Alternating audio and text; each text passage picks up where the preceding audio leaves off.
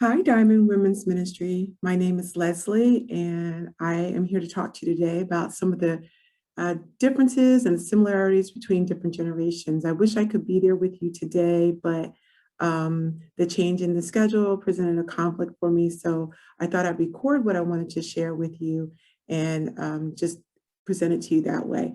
So, get a pencil and paper and write some things down so that as you guys have discussion later on today, you'll be able to refer back to some of those similarities and differences. And also, as you interact with different ministries within Abundant Life or within wherever church you attend or within whatever organization that you may participate, you'll be able to remember some of these similarities and differences. So I'm going to share my screen so that you can see what I am looking at, and just bear with me. It is a PowerPoint presentation, but I'm not going to read everything that's on each screen. I just wanted to have it there so you can take a look at it and know, some of the similarities and differences that we're going to talk about. All right, so let me just trying to see where the start slideshow is. Okay.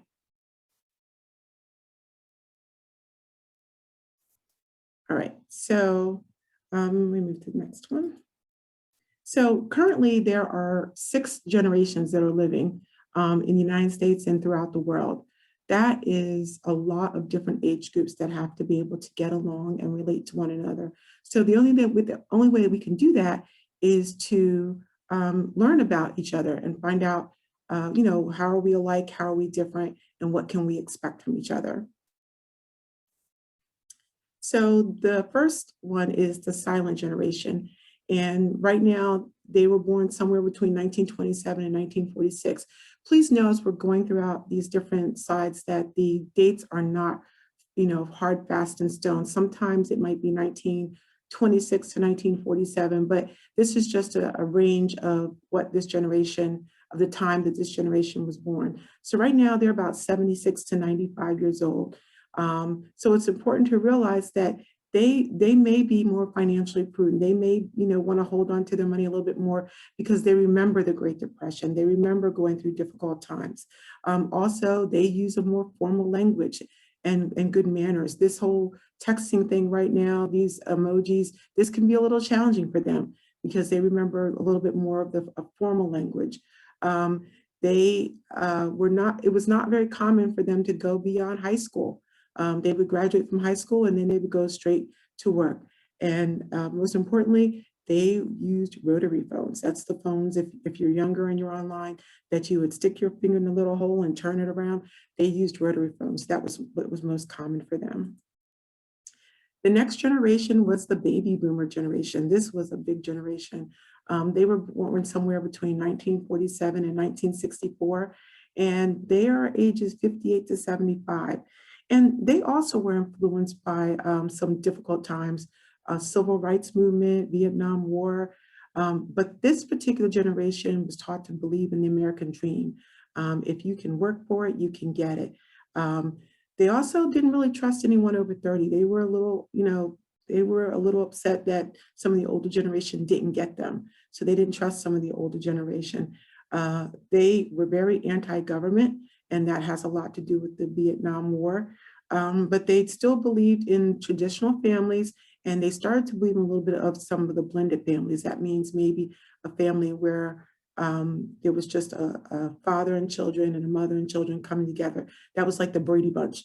That was their generation. But this particular generation wasn't as prepared for retirement as they thought they were. And they used touch-tone phones. And also they started using the phones, instead of having to circle the button, they would push a button on phones. So they moved ahead a little bit in technology. The next generation was Generation X. That's my generation. We were born between 1965 and 1980. And we're somewhere between 57 and 42. I am going to be 54 next month. So I'm kind of right at the edge of that generation. We were the first generation that was primarily latchkey kids. We had 2 parent incomes. And so our parents weren't home when we got home from school. So we had to have our own key around our neck or in our shoe and go into the house by ourselves. Our communication style is a little bit more direct, a little bit more blunt. So forgive us for that. However, we are the first generation who will not do as well financially as our parents did. And there's a lot of reasons for that. We are trying to really identify work-life balance, entrepreneurial endeavors, becoming more independent. We also weren't as loyal to one particular employer. In order to get raises, we had to move from one employer to the next. So these all led to some financial hardships that made us not quite as financially set as our parents were. But we did tend to think more globally. We were a bit more educated. We have college educations. And then we also were moving into the technology age where we began to use cell phones and more technology. So that is Generation X. And then you have the millennials. For those who are out there, millennials are not just young adults. Millennials were a certain group of people, and now they are aging. So just because you see a young adult who's in their early 20s, it doesn't mean they're millennials. I just want to make that clear. Millennials now are from 1981 to 1996, and they range from 26 to 41.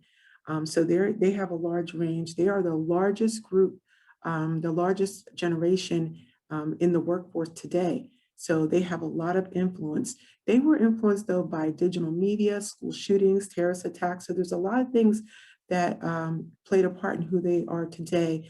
They are polite in their communication style, but they grew up with their own schedules. They had their own schedule of soccer games and dance and parties and things like that. So not only did their parents have schedules, they had schedules as well. But they believe in community. They're extremely tech savvy. They are very familiar with the internet and with cell phones and with laptops and computers. They also are very educated. They've gone on to get college degrees. So they've moved a little bit further than some of the previous generations.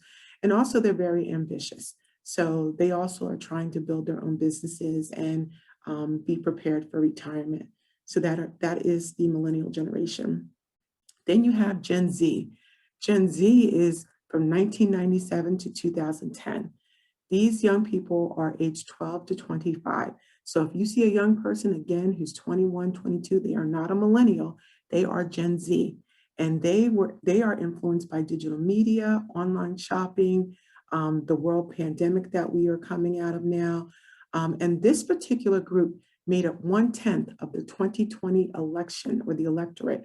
So these young people are adults and they are voting. They are the most racially diverse generation. They are digital natives. Everything to them has been digital since the beginning. They don't know anything else but technology. They are financially minded. Family is still important to them. They have hope about the future, but they use smartphones. They use all types of technology. They use laptops. So they are very much a tech savvy generation. And then the last generation that I'm going to talk to you about is the Alpha generation. And that's from 2011 to present. They, from birth to 11. So they are in 6th grade now. And so before we hit the end of the 2020 timeframe, they will be adults. These are the children of millennials. So millennials are not just young adults. They are in their 40s, and the Alpha generation are their children. They are globally minded. Everything to them is within arm's reach, whether it's in another country, across the world, somewhere else, everything is within arm's reach. This particular generation will have more postgraduate degrees than previous generations because now it's becoming necessary not just to have your bachelor's in a lot of fields, but they will need to have their master's in order just to work in that field. They are socially and culturally aware. One of the things about this generation that is very interesting to note, this is the first generation that will not be predominantly white. Diversity is extremely normal to them. For them, diversity doesn't even need a label. It's just how things are. So they understand what it means to have different races, different cultures of people working together. And for them, they use smartphones in all forms of technology. Um, and so they don't know what it's like to not have technology either. They don't even know what a landline is.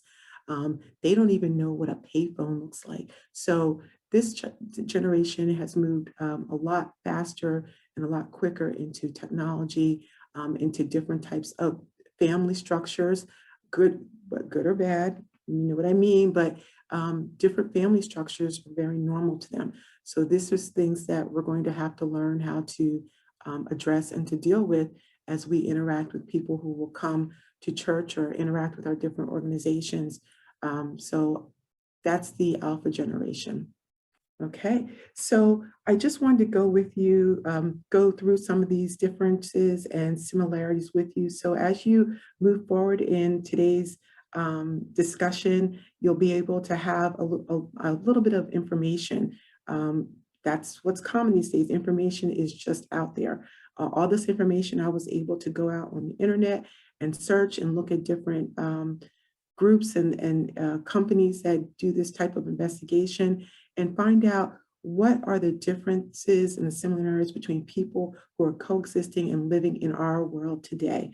And so now that you have that information, I hope you enjoy the rest of the discussion and that you are now armed and properly informed so that you can learn how to get along and be as one, be in unity with those who you worship with, who you work with, and who you serve with.